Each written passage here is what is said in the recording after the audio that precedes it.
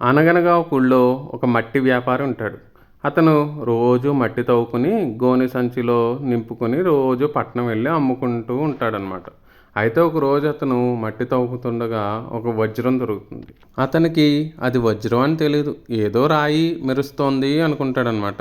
కాబట్టి దాని విలువ తెలియక అతను ఆ విలువైన వజ్రాన్ని తీసుకెళ్ళి తన గుర్రం మెడలో కడతాడు.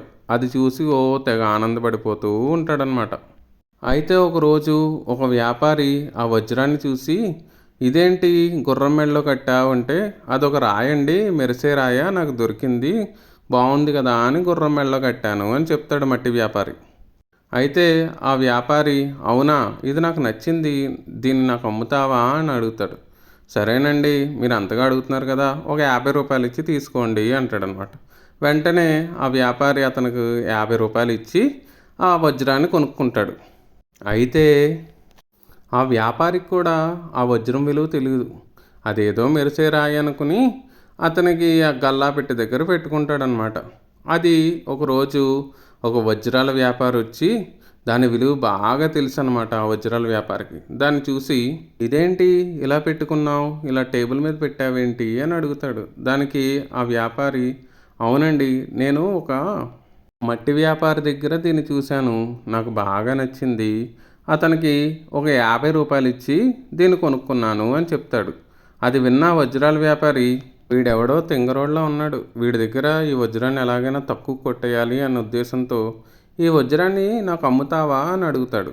అప్పుడు ఆ వ్యాపారి, సరే మీకు బాగా నచ్చింది అంటున్నారు కదా, ఓ 100 రూపాయలు ఇచ్చి పట్టుకెళ్ళిపోండి, నేను 50 కొన్నాను కదా, నాకు ఒక 50 లాభం వస్తుంది అంటాడనమాట.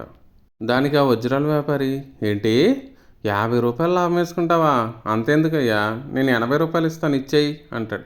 లేదు లేదు, నేను 100 అయితేనే ఇస్తాను, లేకపోతే లేదు అంటాడనమాట. సరే 80 రూపాయలకి ఇవ్వవు కదా అనుకుని వదిలేస్తాడనమాట ఆ వజ్రాల వ్యాపారి. మనసులో, సరే రేపు వచ్చి తీసుకుంటాను, ఎక్కడికి పోతుంది, రేపు వచ్చి 90 రూపాయలకి అడిగితే వాడే ఇస్తాడులే, ఎవరొస్తారు ఈలోపు అనుకుని వెళ్ళిపోతాడనమాట. అయితే అదో రోజు సాయంత్రం ఇంకొక వజ్రాల వ్యాపారి కారు అనుకోకుండా అక్కడ పాడైపోతుందనమాట. అతను అక్కడ దిగి ఇతను కొట్టులోకి వస్తాడు. వచ్చి ఆ డైమండ్ని చూస్తాడు. చూసి, ఏంటయ్యా ఇది ఇలా పెట్టావంటే అతను జరిగిందంతా చెప్తాడు. సరే నాకు ఇవ్వు, ఇదిగో నువ్వు అడిగిన 100 రూపాయలు అని ఇచ్చేస్తాడు. వెంటనే అతను హ్యాపీగా ఆ 100 రూపాయలు తీసుకుని అతనికి ఆ వజ్రాన్ని అమ్మేస్తాడు. ముందొచ్చిన వజ్రాల వ్యాపారి తర్వాత రోజు వచ్చి మళ్ళీ ఆ డైమండ్ గురించి అడుగుతాడు. అప్పుడు ఇతను అమ్మేశాను అని చెప్పగానే అతనికి చాలా కోపం వస్తుంది. ఒరే తెంగరోడా, అది చాలా కోట్లు విలువ చేసేదిరా, 100 రూపాయలకి అమ్మేస్తావా, నీ అంత తెంగరోడిని నేను చూడలేదు, ఆఫ్టర్ ఆల్ 20 రూపాయల కోసం కక్కుర్తి పడతావా అంటాడనమాట.